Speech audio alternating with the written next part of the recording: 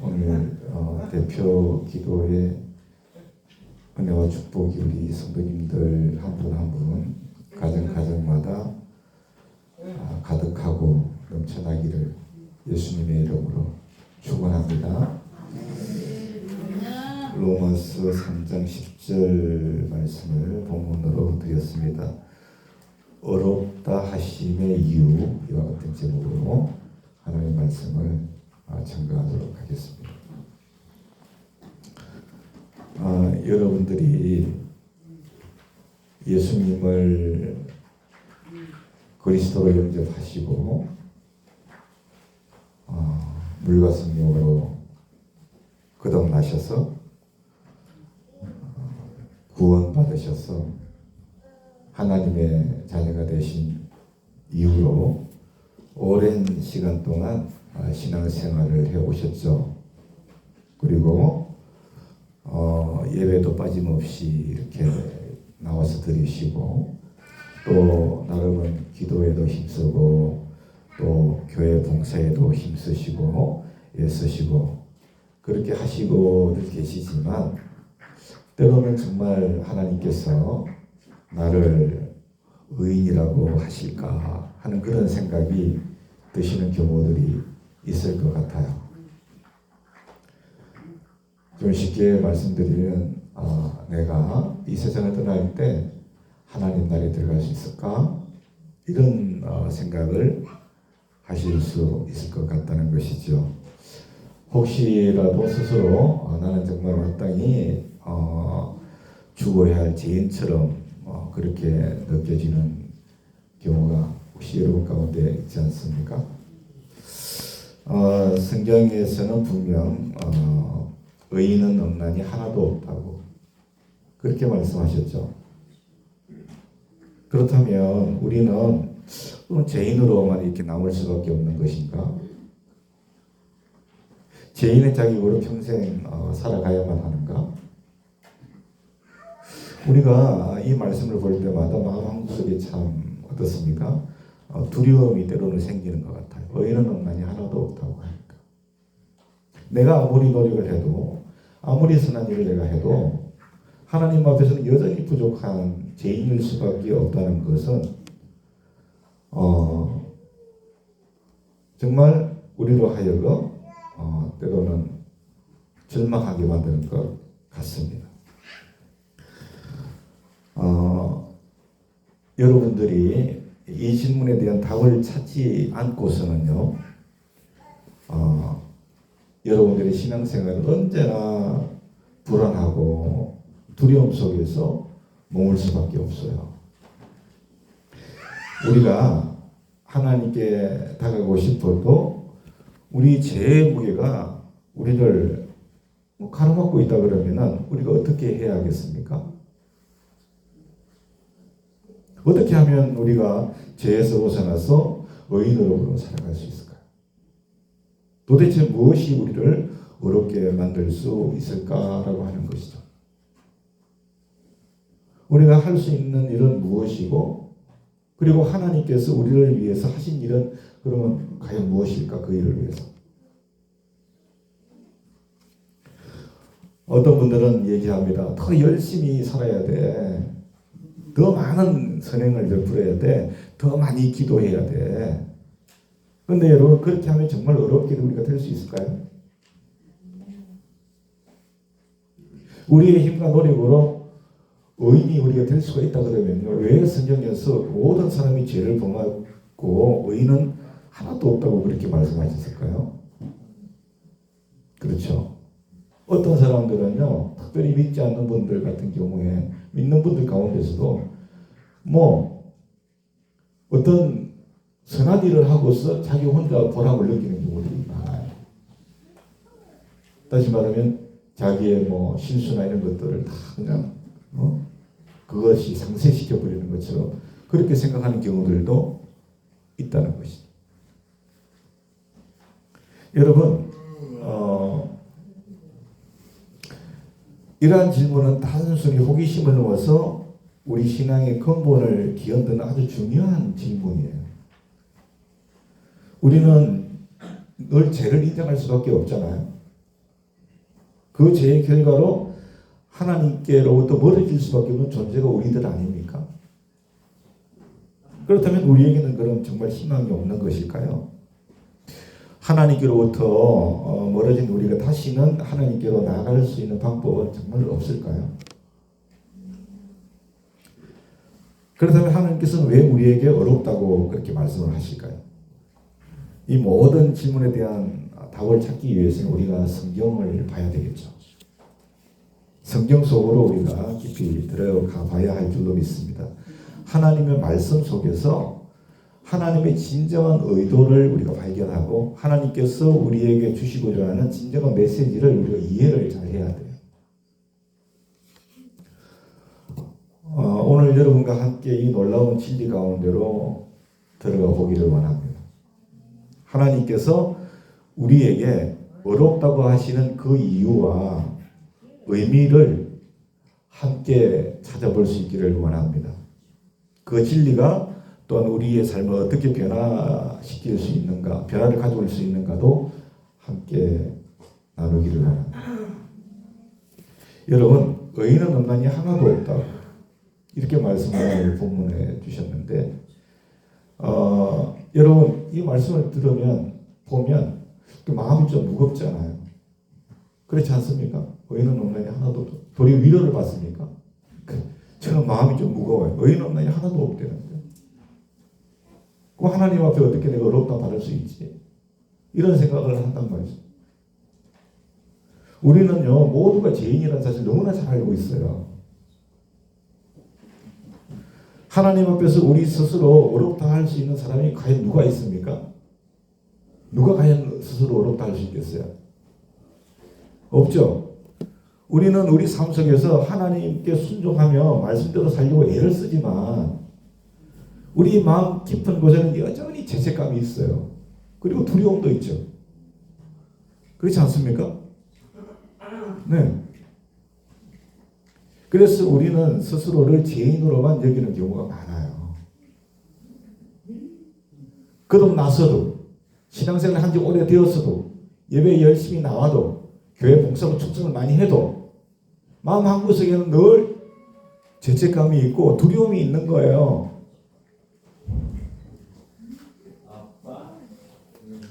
그래서 스스로를 죄인으로만 여기는 경우들이 많다는 거예요. 하지만 하나님께서는 지금 우리에게 죄인이라고 하실까요?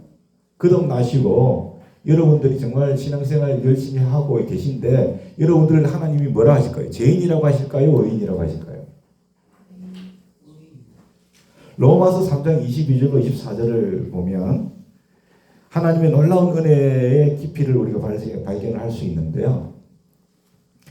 예수 그리스도를 믿음으로 말미암아 모든 믿는 자에게 미치는 하나님의 의인이 차별이 없느니라. 예수님을 믿으면 모든 사람에게 미치는 게 있어요. 그게 뭐냐? 하나님의 의래요. 그 하나님의 의에는 차별이 없대요. 모든 믿는 자에게는 하나님께서 어렵다 하시는 거예요. 할렐루야. 저처럼 잘생긴 사람이든 누구처럼 못생긴 사람이든 할 거 없이 여러분 예수 믿기만 하면 다 어렵다 하시는 거예요. 차별이 없어. 차별이. 모든 사람이 죄를 범하였으면 하나님의 영광에 이르지 못하더니 그리스도 예수 안에 있는 속량으로 말미암아 하나님의 은혜로 값없이 어렵다 하심을 얻은 자가 되었대요. 이 말씀은 우리에게 큰 위로와 소망이 되는 줄로 믿습니다. 의인은 없나니 하나도 없지만 예수 그리스도를 믿음으로 말미암아 예수 그리스도께서 우리의 속량이 되셨음을 그 은혜를 인하여서 그 은혜를 믿음으로 말미암아 우리가 어렵다함을 받았대요. 우리가 우리의 죄가 얼마나 크든지 상관없이 예수 그리스도를 믿는 믿음으로 하나님의 의가 우리에게 주어진다는 사실을 우리가 깨닫게 되는 줄로 믿습니다. 이걸 여러분들이 깨달으셔야 돼요. 이것이야말로 하나님께서 우리에게 베푸시는 놀라운 사랑과 은혜. 그렇잖아요. 그래서 우리가 예수님의 은혜를 찬양하는 거예요. 예수님의 보혈을 찬양하는 이유가 어디 있어요? 거기에 있는 거예요. 예수님께서 십자가에서 우리를 대신하여 죄값을 치르셨죠. 다 치러주셨어요. 그분의 피로 인해서 우리의 모든 죄가 씻겨졌고 이제 하나님께서는 우리를 의롭다고 선언하시는 거예요. 믿습니까? 예수님이 우리 죄를 위하여 보혈을 흘려주시는데 그 피의 능력이 우리의 모든 죄를 다 사해 주는 거예요. 그것을 믿으면 하나님 앞에 의롭다움을 받는 거예요. 그것을 주님이 선언하고 계신 거예요. 우리의 죄와 허물 때문에 하나님께 가까이 나갈 수 없었던 우리를 예수님을 통해서 의인으로 불러주신 줄로 믿습니다. 바로 이 놀라운 은혜를 우리는 뭐라고 그래요? 신학적인 용어로 신의라고 그러죠. 이 용어는 단순히 죄인이 의인되었다 그걸 의미를 넘어가는 겁니다. 넘어서는 거예요. 그럼 뭐냐? 더 이상 우리가 하나님 나라에서 법적으로 죄인이 아니라는 뜻이에요. 할렐루야. 하나님 우리는 의인된 거예요. 왜? 예수님의 죽음과 부활로 우리의 죄가 사라져버리기 때문에. 예수님이 왜 죽으셨어요? 내 죄 때문에 죽으셨잖아요. 내 죄값을 대신 치르기 위해. 왜 부활하셨어요? 내 죄를 다 씻어주신 것을 부활로 증명하신 줄로 믿습니다. 부활하신 거예요. 그러므로 우리의 죄는 예수 믿으면 다 사라지는 거예요. 믿으세요? 그 예수님의 복음을 믿고 우리가 물과 성령을 거듭나면 다 씻어주시는 거야. 하나님의 사람으로 거듭나게 해주시는 줄로 믿습니다. 네? 이 은혜가 우리 모두에게 부어진 걸로 확신하시죠? 이 시간에도 그 은혜를 우리가 사모할 수 있기를 원합니다. 로마서 8장 1절은 이러한 사실을 더욱더 분명하게 확실하게 명확하게 우리에게 전해주는데 그러므로 이제 그리스도 예수 안에 있는 자에게는 결코 정죄함이 없나니 할렐루야. 여러분 마귀가 여러분에게 하나님이 나가 정말 나를 어렵다 하실까 그런 생각을 넣어주는 거예요. 예수 안에 있는 자에게는 결코 정죄함이 없는 줄로 믿습니다. 사탄아 물러가라. 믿습니까? 그렇게 여러분이 선포하셔야 돼요. 나는 예수님의 보혈의 은혜로 구원을 받았어. 이러십니까? 사탄아 물러가라. 결코 정죄함이 없다. 믿습니까? 예수님을 믿는 우리는 더 이상 정죄받을 수 없는 존재가 된 거예요. 이제는 죄인이 아니라 하나님께서 의롭다 하시는 의인이 된 거예요. 그런데 여기에서 하나님의 칭의는요, 법적인 이런 선언에 그치지 아니하고 우리가 하나님의 자녀로 받아들여졌다는 걸 의미해요. 궁극적으로는. 그 깊은 의미가 담겨 있어요. 우리가 하나님의 자녀가 된 거예요. 하나님께서 우리를 죄인의 신분에서 해방시키시고 하나님의 자녀, 다시 말하면 하나님의 아들과 딸로 삼아주신 거예요. 로마서 5장 1절에는 우리가 예수 그리스도로 말미암아 하나님과 평안을 누리게 되었대요. 예수님 때문에 하나님과 평안을 누리게 되었어요. 여러분 아담의 죄로 인해서 하나님과 인간 사이에 막혔던 담이 무너지고 이제는 예수 그리스도를 믿음으로 하나님과 우리의 관계가 회복되고 화평하게 되었다는 거예요. 하나님과의 관계가 회복되었다는 것은 우리가 더 이상 두려움 속에 살지 않고 하나님과 깊은 사랑의 교제를 누리면서 살 수 있게 되었다라고 하는 거예요. 이러한 하나님의 놀라운 사랑은 우리가 스테파니 페스트라는 그 호녀나 소녀의 얘기에서 우리가 발견할 수 있어요. 이 스테파니는 한국 전쟁 전으로 태어난 이 호녀인데요. 당시에 여러분 한국 사회가 호녀가 소외되고 차별을 받던 그런 시절 아닙니까? 그런 존재였어요. 그 스테파니의 는 그 부모에 의해서 버림을 받고 이제 길거리를 떠돌며 비참한 생활을 하며 살았는데, 그런데 여러분 한 미국인 선교사 보고 그를 입양을 했다는 거예요. 그녀를, 아이를. 그때부터 그녀의 인생은 완전히 바뀌었대요. 처음에는 자기가 하녀인 줄 알았는데 그 스테파니는 시간이 지나면서 자기가 그들의 하녀가 아니라 친딸인 걸 알았대요. 그러면서 눈물을 흘리면서 새로운 삶을 살게 된 것을 감사했다는 거예요. 여러분 이 놀라운 사랑과 은혜를 경험한 스테파니처럼 하나님께서도 우리를 죄인에서 의인으로 더 나아가 하나님의 자녀로 삼아주신 줄로 믿습니다. 하나님 자녀로 삼아주신 어떤 자? 예수 그리스도를 믿는 자에게. 할렐루야. 하나님께서 우리에게 베풀어 주시는 사랑은 우리의 이해하는 이해를 초월합니다. 이 사랑은 우리가 무엇을 했기 때문에 주어진 게 아니에요. 오직 하나님 은혜로 예수 그리스도의 희생을 통해서 우리에게 선물로 주어진 것인 줄로 믿습니다. 여러분이 이것이 얼마나 놀랍고 감사한 일인지를 깨닫고 아셔야 돼요.